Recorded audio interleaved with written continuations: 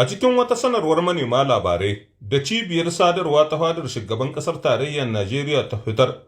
a jiya Alhamis 24 ga watan Agustan shekara ta 2023, sanarwar ta yi nuni da cewa wannan ita ce dama ta ƙarshe domin a sake tattaunawa kafin sojoji su shiga cikin rawa matsawar tattaunawar ba ta haifi ɗa mai ido ba. Shugaban ƙasar na tarayyar Najeriya Ahmed Bola Tinubu ya jaddada irin mahimmancin da ƙungiyar ECOWAS ta kasance a ciki game da shirye-shiryen tura dakarun soja domin shiga tsakani a rikicin jamhuriyar Nijar. Yana mai cewa, idan kuka yi watsi da ECOWAS, wasu za su mayar da martani kuma waɗanda ba mu da iko a kansu. Kasancewarsu na da tasiri ganin irin yadda aka shiga cikin mawuyacin hali a yankin. Shugaba Tinubu ya kuma bayyana irin rawar da ya taka a matsayinsa na mai shiga tsakani, yana mai cewa, ko da a safiyar yau, na yi ta samun kiraye-kirayen waya da kuma matsin lamba game da shiryawar da ƙasashe suka yi da sojojinsu da kuma gudunmawar da suke bayarwa. Duk da haka,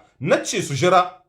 na haɗu da malamai daga baya kuma zan ba su amsa. Wannan gargaɗin na a matsayin jan hankali kan buƙatar gaggawa da masu ruwa da tsaki na ƙasa da ƙasa suka ɗauka a kan wannan rikici. Shugaban ya yi kakkausar lafazi ga sojoji masu ra'ayin riƙau, yana mai dagewa kan cewa ba daidai ba ne sojoji su yi amfani da makamman da aka ba su don su kare 'yancin ƙasarsu, amma kuma sai su yi amfani da su don hamɓarar da shugaba Muhammadu Bazoum da kuma hukumomin ƙasa. Wannan bayani yana nuna irin nauyin jama'ar da ke wuyan sojojin da kuma amincin hukumomin jamhuriya. Shugaba Tinubu ya ci gaba da ɗaukar alkawarin nasa inda ya bayyana wa malaman cewa zan nemi da ku shirya don ku koma jamhuriyar Nijar a karo na ƙarshe don neman gwamnatin mulkin soja ta sako shugaba Muhammadu Bazoum domin ya koma kan kujerarsa a matsayin shugaban ƙasa. Bayan haka babu wani abin da na iya yi. Wannan bayani na neman kawo sauyi a tattaunawar tare da jaddada muhimmancin ɗaukar matakin gaggawa da ɗaukar matakin